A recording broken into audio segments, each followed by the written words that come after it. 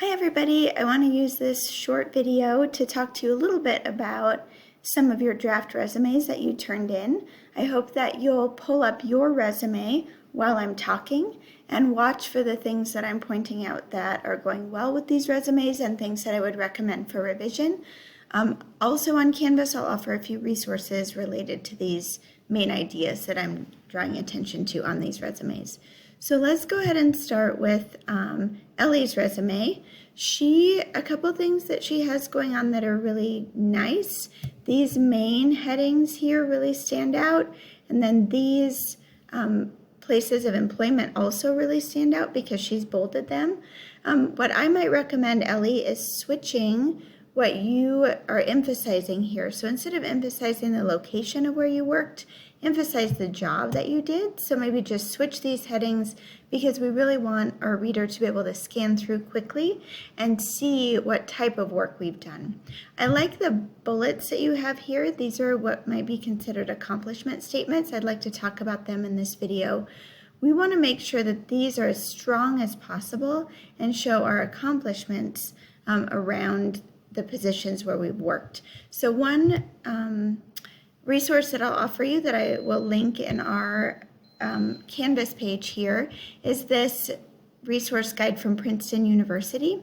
And they call these ACE statements, where we include our accomplishments with 3 easy steps. So first, starting with a strong action verb, and depending on the skill that you're trying to emphasize, they've included a whole list of strong action verbs that relate to specific skills. So if you want to show that you're organized, if you want to show that you can communicate well or conduct research, you might choose different verbs that help us picture you doing that great work. So starting with a strong action verb, then providing context. Where were you doing this action? What kind of event? What kind of workplace? And then finally emphasizing an end result. So helping us picture you doing a really great job at whatever this thing is. So here's some examples. Allocated is a strong action verb, coordinated, collaborated.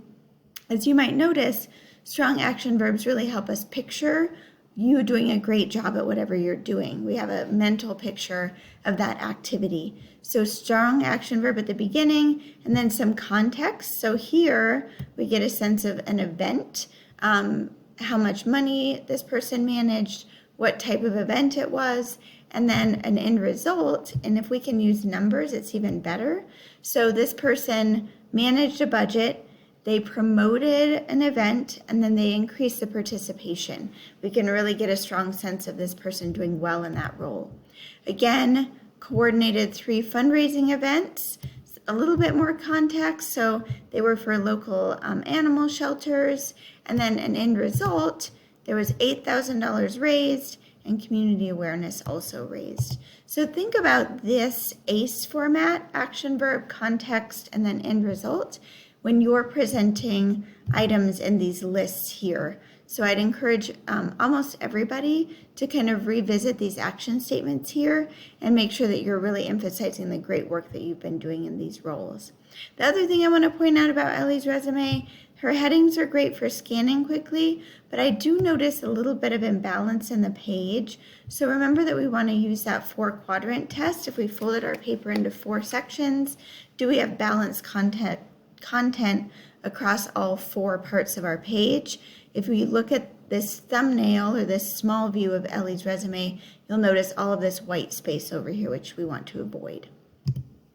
Next, if we look at McKenna's resume, I see that she has nice big main headings that make it easy for us to scan quickly through her resume. But then we notice this additional skills section. I would really encourage you to try to build out these skills with those strong ACE statements, and you could even maybe add some more of those here, especially if this experience relates to the job that you're applying for. Let's beef up our description of what we did here. Another word of caution coming from McKenna's resume here, when you put something in all caps, your spell checker can't check it. So notice a spelling error here around extracurricular. Also notice a spelling error here in related. We can't, the spell checker won't catch that, so we just need to reread super carefully here. Okay, on Caitlin's resume, I noticed a lot of great things going on.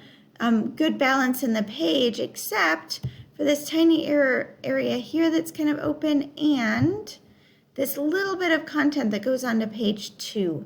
So if we're going to go on to a second page, which is fine, we need to almost fill out that second page. So for any of us who have a little bit of content trickling over into that second page, I'd really recommend trying to reformat to fit all your content on page 1.